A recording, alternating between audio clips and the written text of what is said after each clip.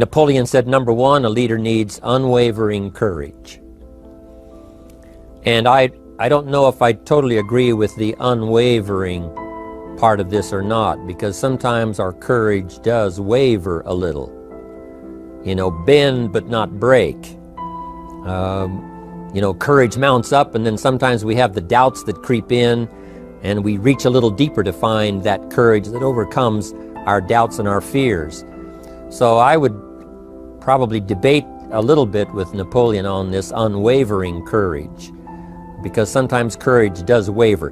But as long as it stays, as long as in the end there it is to serve you, the courage to do what you didn't think you could do, the courage to step into territory that might be a little unfamiliar, the courage to talk to somebody you don't know, the courage to attempt conducting a meeting, the courage to give your first testimonial, the courage to, you know, solve problems you couldn't solve before, that kind of courage. The courage to stand up when it's sort of dark in your corner, the courage to do it when it isn't going your way, seemingly. The courage to try to have a good day in the midst of a bad day, that kind of courage. Wavering a little at times, yes, because we all have doubts that attack us. We all have small fears that creep in. That is the nature of life. But that's what faith is all about. That's what courage is all about. To serve us when our doubts will not serve us well. Faith to overcome fear, and courage to overcome our doubts. But that is a good quality, a good attribute for a leader, and that's unwavering courage. Second, Napoleon said self-control. That, of course, is the very essence of life itself, is self-control. Because we all have this warfare going on.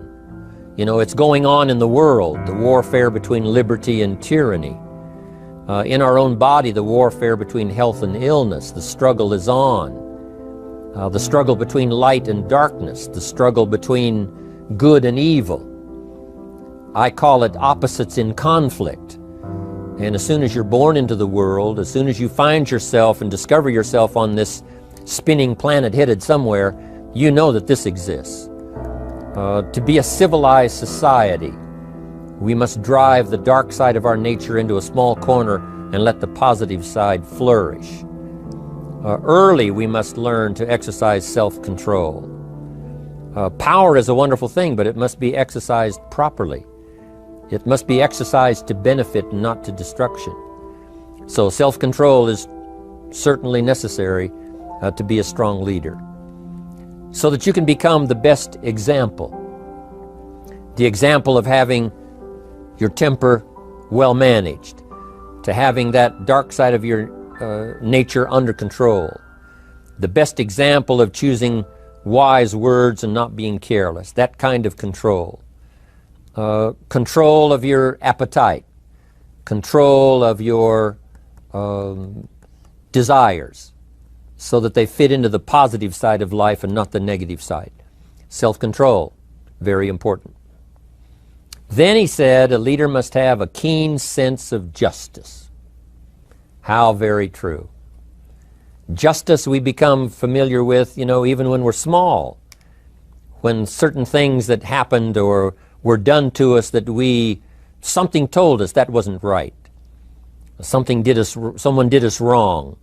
We have that sense of right and wrong, and it starts very early. Then we have to have that sense of utilizing what's right and what's wrong so that we develop this sense of justice, this sense of being fair, this sense of being on the positive side, on the right side. To minimize a person's mistakes, they need to have this sense of justice. We have to have justice when we're building an organization. You know, what's fair, what is a good balance. The marketing system that Mark put together has to be fair for everyone.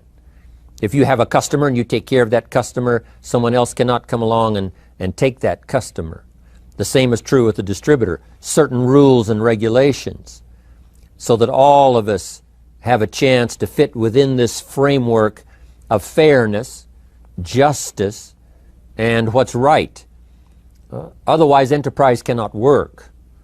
Otherwise, we have what we call, in a political sense, anarchy, where there is no justice, when might is the order of the day, power is the order of the day, not the law, not the rule, not what's right, but power. And we would all dismiss that. It's been a catastrophe in the last 6,000 years, the governments that resorted to power instead of democracy, that resorted to intimidation instead of freedom. And we all know the terrible toll that that takes. But it takes a toll not only politically in a country or politically around the world, but it takes a toll even in enterprise. It takes a toll in school if a teacher is unfair.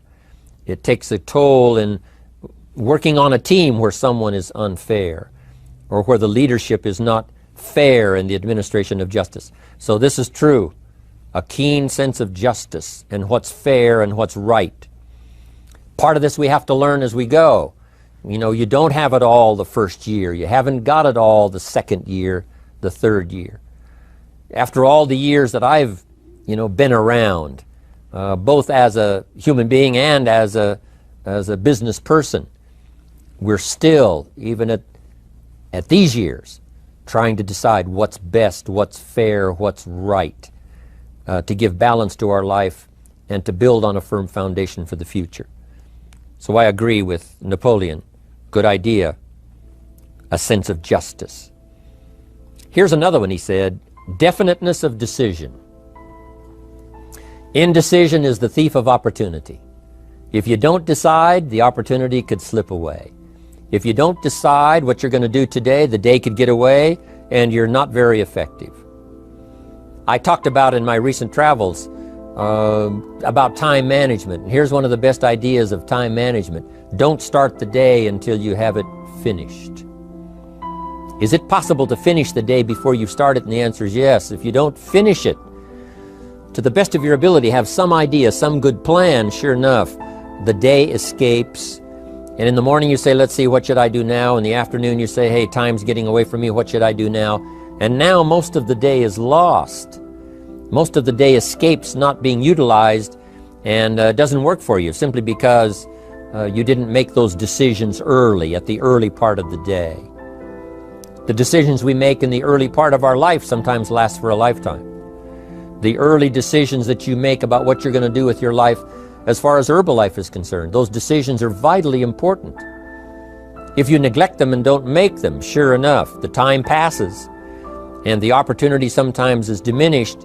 And sometimes you spend a lot of time now catching up simply because you didn't make those early decisions. So it's the decisions at the first of the day, it's the decisions at the early part of the month, it's the decisions at the early part of the year that greatly determines what kind of year you're going to have. The decisions you make in the early days of your marriage, sometimes those are the decisions that affect the marriage for a lifetime. The decisions you make at the first chance you see opportunity, those decisions, what you're going to do with it, how far you're going to take it, what it's going to be meaning to you in the years to come. Those early decisions are vitally important.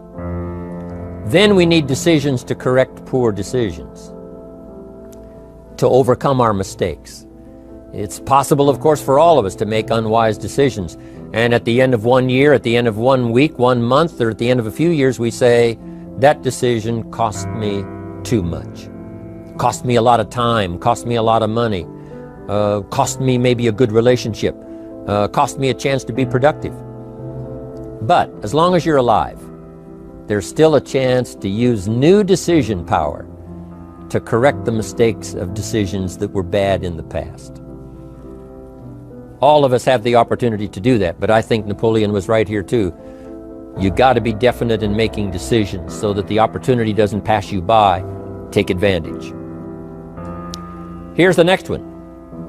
Napoleon Hill said, a good leader has definite plans. How important that is. And of all the years, I think, to cash in on Herbalife's momentum and make some plans for the future, this has got to be one of the greatest years. Herbalife in these 18 years now has created some incredible momentum, not only in opening up the countries, but momentum in the refinement of our marketing, momentum in developing new products, momentum in developing our support system. The key is now for you to make plans to ride on that momentum.